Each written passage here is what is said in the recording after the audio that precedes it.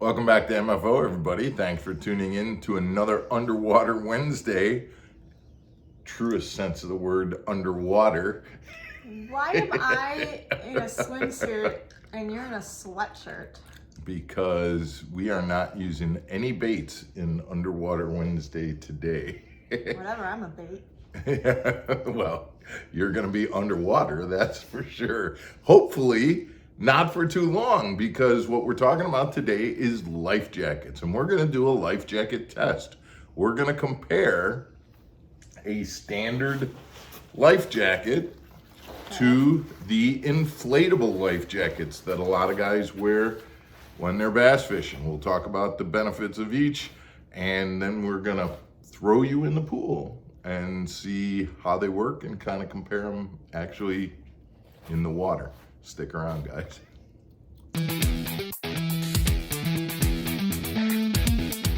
Welcome back to Mark Fisher Outdoors, everybody. I'm Mark Fisher. I'm Megan Fuller.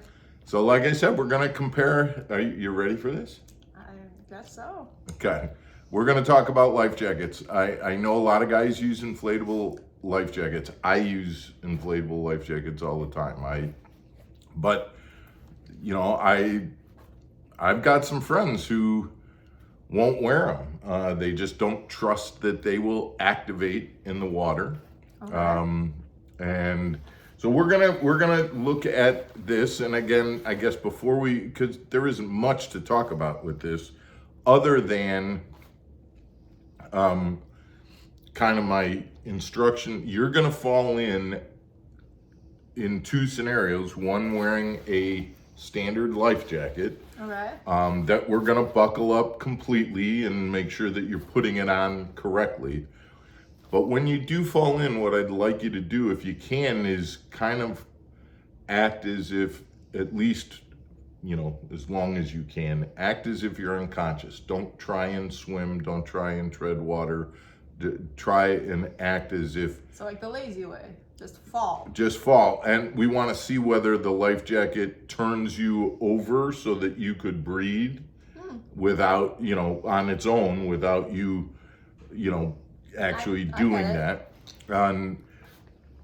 The real test will be when you're wearing the inflatable. There's no doubt that if the inflatable operates, you're going to be head up, because this thing ends up turning into a big Mae West type of a life jacket with the all around your head. So I know for a fact that if it inflates, you'll be Fine. face up. If it doesn't, then we'll see what happens next. pretend not to be unconscious anymore. Well, that would be probably the biggest downside to an inflatable, is that they don't inflate. Right. So let's get in the pool. Let's see what happens when Megan tests both of these out, and then we'll kind of talk about what the results were of our findings, or what our findings were of our tests in the pool. Okay. So who's Mae West? Who's Mae West? Yeah. I don't know. That's a good question. We'll have to put that out there and see if people can find out. No idea. All right. So you've gotten in the pool and you've gotten yourself used to the water, which is a very balmy 88 degrees. And now you're going to put on the standard life jacket. And again, what we want to do with this, we want to make sure, for everybody's sake, that we know that like if you were to leave that right there, that is not a safe way to wear a life jacket. Even a standard life jacket that we know is going to work, they don't work properly unless you buckle all of the straps or zip them up the way that it's supposed to, tighten up the straps.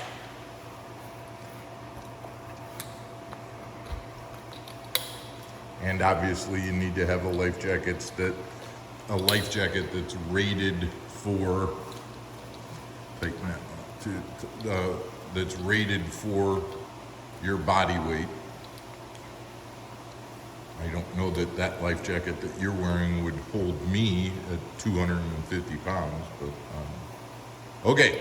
So I'm gonna move over. You come over here by the stairs. And then, like we said, Megan, if you can just kind of, if you're willing to fall in, I don't care if you go feet first, that's fine, but if you could fall in, and then just try and remain as motionless as possible, even if that means you're face down, but don't let the life jacket do its work, okay? Does that make sense? Yeah. Okay. All right, test number 1, standard life jacket, Megan Fuller in the pool.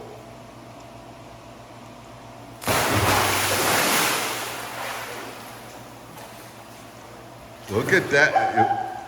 Just kind of push yourself away from that, but look at what that life, it puts you right side up. Yes? Yep.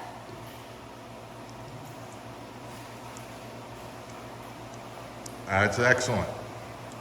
And that's, you're not moving at all. That would be how you would be, just put your arms down like, like you were limp. So if you were to be thrown out of a boat and unconscious, that life jacket would keep you in the water like that. Excellent. Thank you. All right, let's move on to test number 2 with the inflatable. Okay, so just like we did, a life jacket is only as good as, if you put it on right. So you tighten that down. There's only one clip there. Now, with these inflatable life jackets, they have a chalk ring.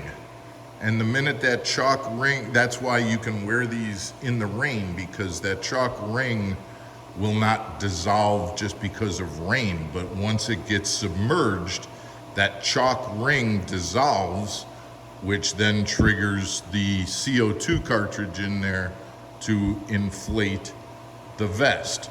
There is also a handle right there that you could manually pull to inflate the vest. But we're gonna take the approach that you did here, where you're unconscious, and let's just see what happens. Okay? All right, so this is test number 2, or test number 1 of the inflatable. And again, you're gonna fall in unconscious.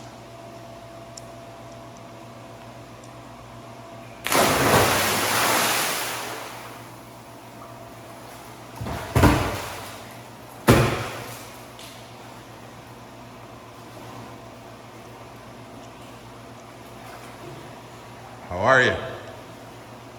This is very uncomfortable. Yeah. Okay. But you're right side up and you're not moving, right? It's keeping you up. Okay, come on back. It's uncomfortable because it's like crushing you with air pressure, right? Yeah. Oh, and by the way, that thing Do I right. have a whistle? Yes, there is a whistle there, I believe. It's also that's how you, I don't know if that's how you blow it up manually. If the air starts to come out of your those swim bladders, you can blow it up and keep it blown up. But I think there is some kind of a whistle on there as well. It's kind of more fun. What? It's kind of more fun because you are not going anywhere. You're not going down. You could not go underwater. You're nowhere. Yeah. Okay.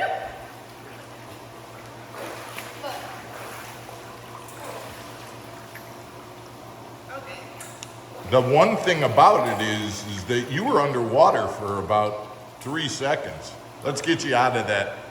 Oh, and the other thing that I noticed is, so you're actually, that is all filled up air, which is right behind your head. Absolutely. You're, holy cow, that thing is tight too. That thing that's rock hard. Yeah, you are. I felt a lot safer in this than I did the other one. Interesting. It's a lot more uncomfortable, but it's a lot. But your head is not going under no matter what. Yeah. Interesting. All right, now I wonder how we're going to get you out of that. Guys, while you're watching me floating around the pool, don't forget to hit the like and subscribe button.